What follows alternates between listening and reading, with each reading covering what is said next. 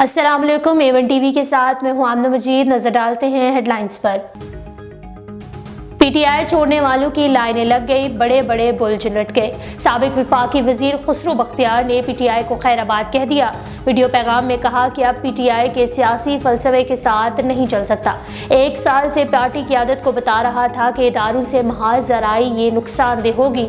9 मई के वाक़यात ने मजबूर कर दिया कि पीटीआई के नजरिए से दूरी इख्तियार कर लूं। एक के बाद एक रहनुमा का तहरीक इंसाफ छोड़ने का ऐलान, ज़ारों के तार रो पड़े।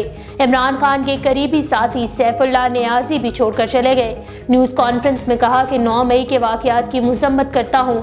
इब्रारुल हक ने भी पाकिस्तान तहरीक इंसाफ से नाता तोड़ लिया। प्रेस कॉन्फ्रेंस के दौरान आबदीदा हो गए। तहरीक इंसाफ की एक के बाद एक विकेट गिरने लगी। फिरदौस आशिक अवान ने भी तहरीक इंसाफ को खैराबाद कह दिया।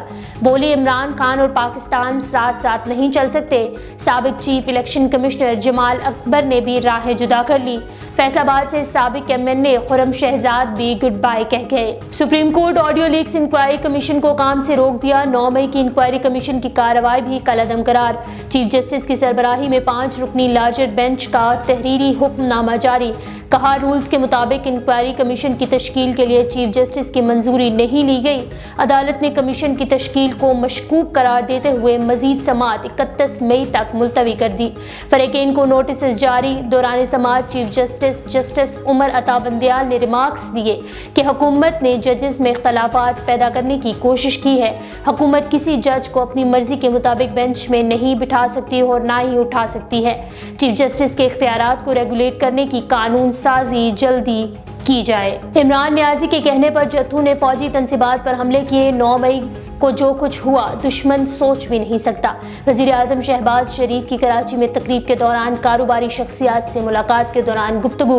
वज़ीर आज़म ने कहा कि 9 मई के वाक़यात के ताने बाने समुंदर पार मिलते हैं। सियासी अफरा तफरी पैदा करने की कोशिश की गई। इत्तेहादी हुकूमत ने 9 मई की साजिश को दफन कर दिया। क्या कभी किसी ने पहले ऐसा वहशियाना अमल किया?